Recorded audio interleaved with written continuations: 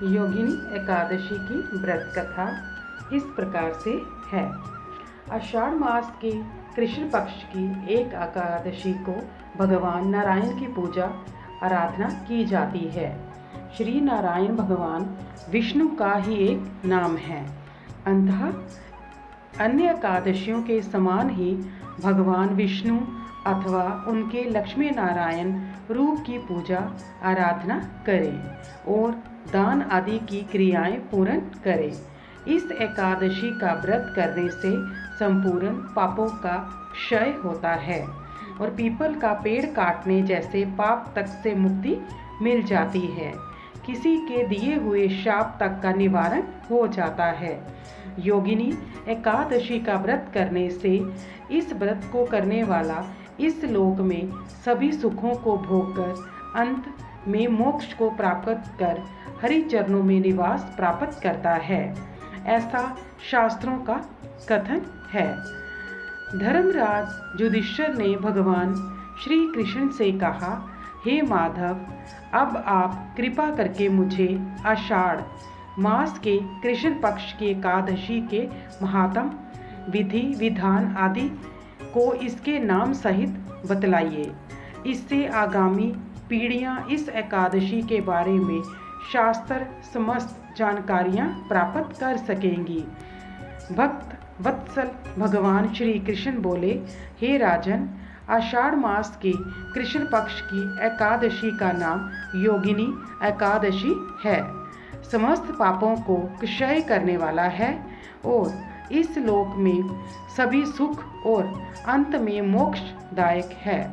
इस एकादशी का व्रत योगिनी एकादशी का व्रत करने से देवताओं के दिए गए श्राप तक से मुक्ति मिल जाती है। पुराणों में वर्णित एक कथा मैं आपको सुनाने जा रही हूँ। आप उसे ध्यान पूर्वक सुनिए। स्वर्गलोक में इंद्र की अलकापुरी नामक अत्यंत भव्य और रमणीक नगरी है। इसमें यक्षों का राजा कुबेर एक भव्य भवन में रहता था। कुबेर प्रबल शिव भक्त था और प्रतिदिन प्रातःकाल शिवजी की पूजा आराधना किया करता था। हम नामक एक माली प्रतिदिन पूजा के लिए मानसरोवर के फूल लाकर कुबेर के यहाँ पहुँचाया करता था।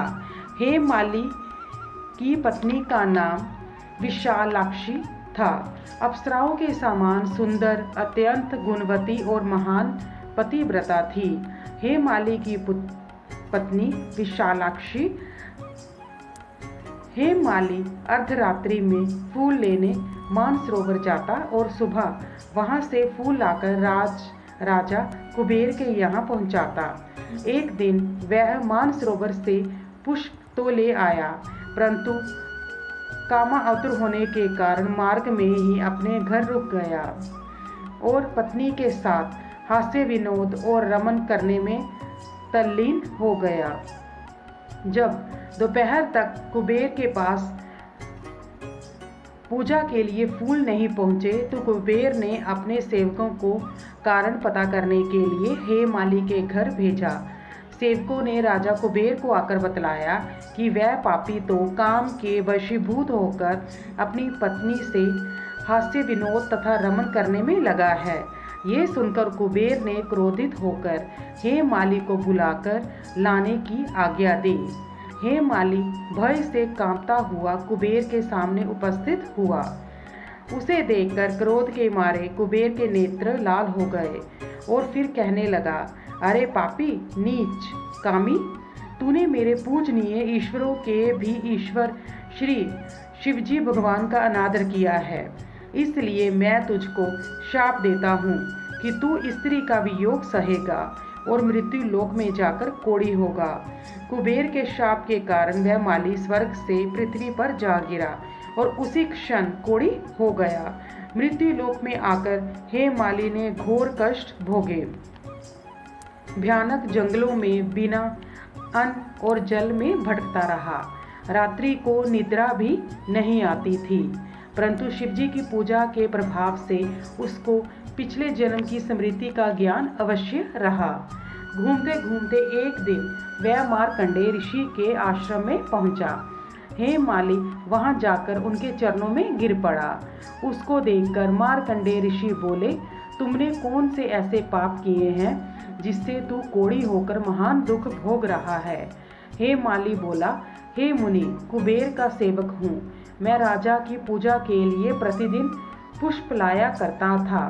एक दिन अपनी स्त्री के साथ विहार करते करते देर हो गई और दोपहर तक पुष्प लेकर ना पहुंचा तो उन्होंने मुझको श्राप दिया कि तू अपनी स्त्री का वियोग सहते हुए मृत्युलोक में जाकर कोढ़ी बनकर दुख भोगेगा। इससे मैं कोढ़ी हो गया और महान कष्टों का भोग रहा हूँ। आप कोई ऐसा उपाय बतलाइए जिससे मेरी मुक्ति हो।